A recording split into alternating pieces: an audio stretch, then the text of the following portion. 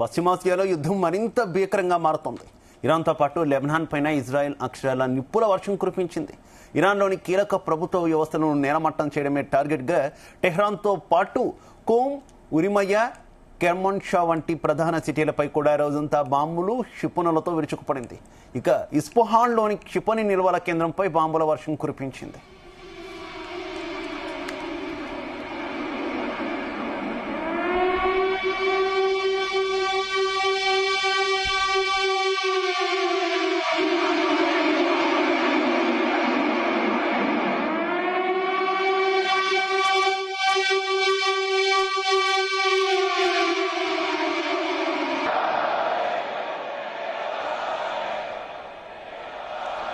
ఇక టెహ్రాన్ సమీపంలోని కొత్త అణు ప్రాజెక్ట్ కేంద్రాన్ని పూర్తిగా ధ్వంసం చేసినట్టు ఇజ్రాయెల్ ప్రకటించింది.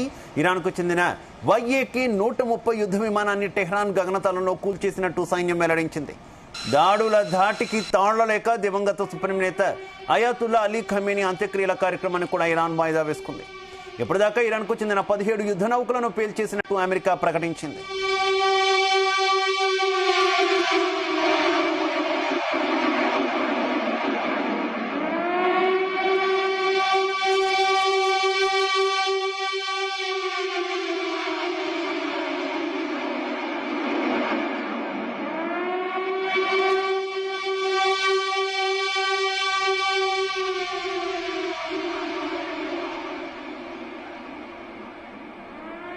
అమెరికా ఇజ్రాయెల్ సంయుక్త దాడిలో ప్రాణాలు కోల్పోయిన Iran supreme leader అయాతుల్లా Ali Khamenei అంత్యక్రియలు వాయిదా పడ్డాయి.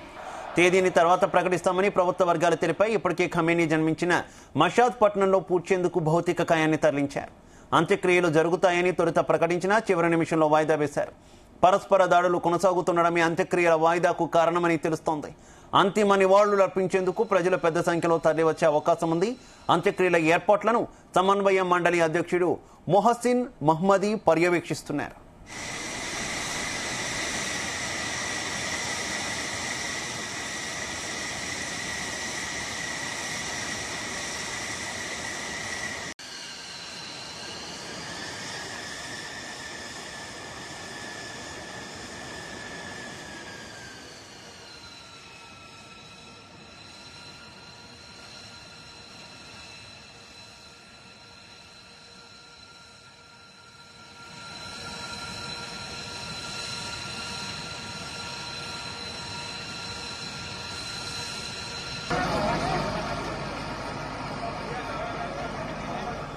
ఇరాన్లో 2000కు పైగా లక్ష్యాలను ఛేదించినట్టు అమెరికా సైన్యం central command chief navy admiral Brad Cooper వెల్లడించారు.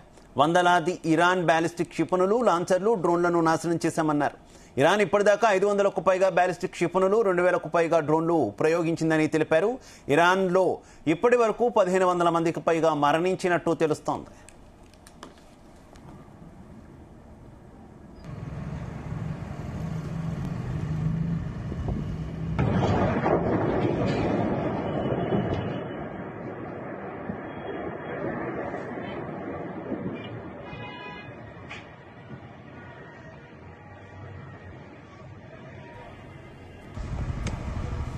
ఇరాన్ కూడా ధీటుగా ప్రతిదాడులకు దిగింది. జెరూసలేం తదితర నగరాలపైకి భారీగా క్షిపణులను ప్రయోగించింది.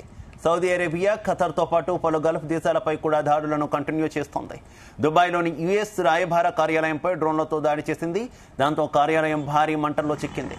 అయితే సిబ్బంది అంతా సురక్షితంగా ఉన్నట్టు అమెరికా తెలిపింది. సౌదీ అరేబియాలోని అమెరికా రాయబార కార్యాలయంతో పాటు అక్కడి రస్ అనూరా చమురు శుద్ధి కేంద్రంపై కూడా మళ్లీ డ్రోన్లతో దాడికి ప్రయత్నించింది.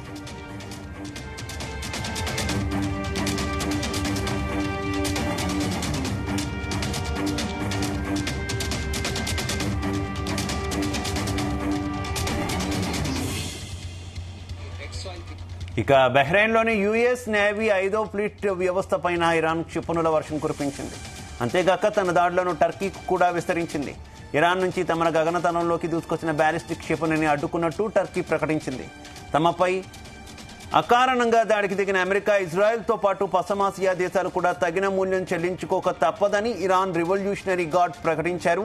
ఇక పశ్చిమాసియాలోని సైనిక, ఆర్థిక వ్యవస్థలన్నింటినీ నాశనం చేసేందుకు సన్నద్ధమవుతున్నామంటూ తీవ్ర హెచ్చరికలు జారీ చేశారు.